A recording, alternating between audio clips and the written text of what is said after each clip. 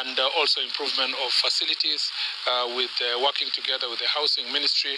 We have a huge program ensure that housing is as a program benefits our prison officers, and we have also a program of rebuilding our prisons, moving those that are around towns to outside town.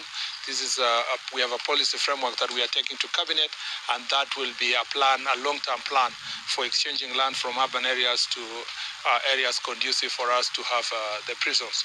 We also have very robust plans to make sure that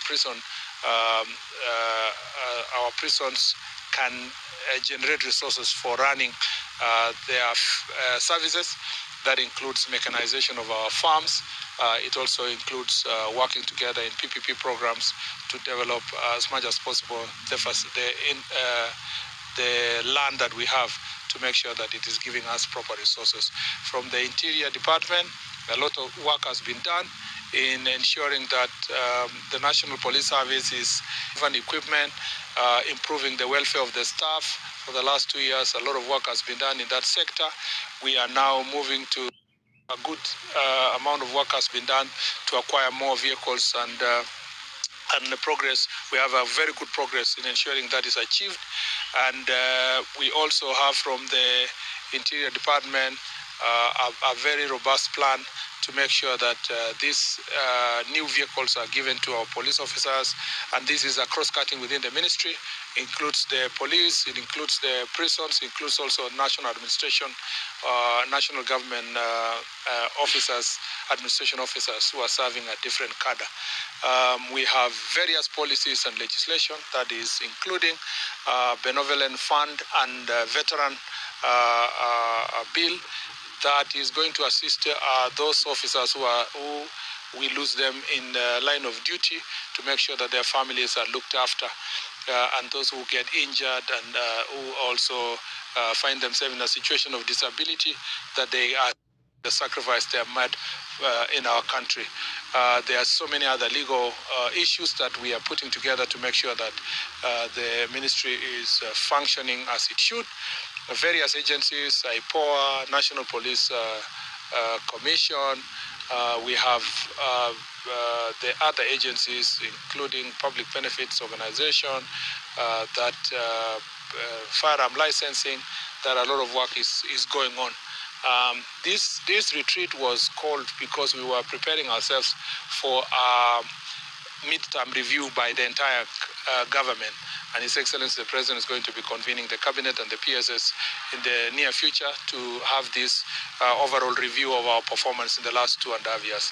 What I want to promise the people of Kenya is that we will be judged by the manifesto that we sold to the people of Kenya. And we are confident that at the moment, our manifesto objectives have been achieved more than 50%, yet we are 50% of the time. And we will be way ahead of time in delivering.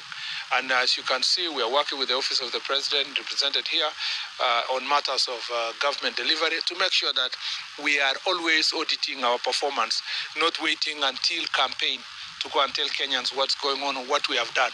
And soon you will see our report card. We will be sharing our report card to the people of Kenya in terms of the progress we have made in this sector.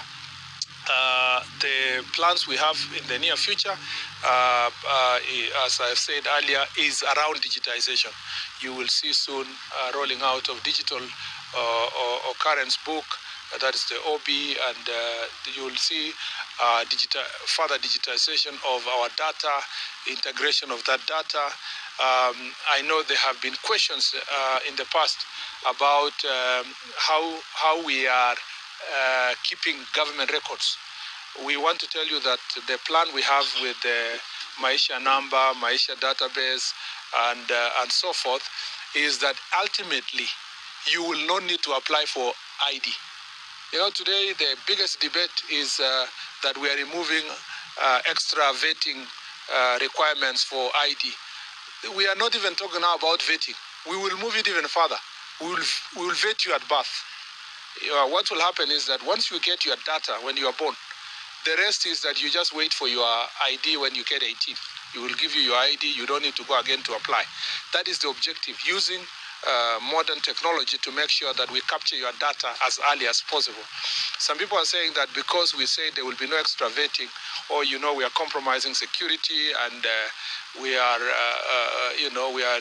engaging in political act. We are not in any way. We are a ministry that is extremely responsible for the security of this country, and we cannot play with the security of this country. We are also responsible in ensuring that Kenyans enjoy rights equally without undue discrimination. And I want to assure you here that the fact that we removed extra vetting does not mean that we have compromised on security. We will never, ever compromise on the security of the country. What has happened is that the processes that we are going to apply now in terms of identifying who has got an ID, who has not got, is to leverage on the existing data. You can't just wake up at some point and at 18 you discover that you need an ID. We have your information since you went to school. We have your information when you go for services. We have the information of your family. We have your family tree across the board. So you can't just come back and say, I want to be a citizen. We will see who is your father, who is your mother, who is your sister, who is your uncle. So technology will have helped us to achieve this thing. Number two, I want to dissuade all Kenyans that think about this as about Northeastern and our border with Somalia. All our minds think that this policy was applying in one corner of the country. Far from it. It's not true. It is applying to all corners of the country, from our border to Tanzania in Hispania all the way to Kwale, Lunga, to our border in Turkana with both South Sudan and Uganda, to our border with Ethiopia, and then to Somalia. There is nothing here sinister about one corner of the country, and I want to give you the confidence that this does not mean that we are going to compromise on the security of our country. Otherwise, we appreciate your being here. I appreciate the officers who have been here. We will be having more and more of these kind of consultations. We will be having also very more structured communication that involves all the officers that are performing their functions in different parts. And you will not have to struggle to get government communication. We will want to make it possible for you. If you don't get me and you get the chief will be able to tell you what's happening in government. We want government information to be as available as possible to the lowest level of governance.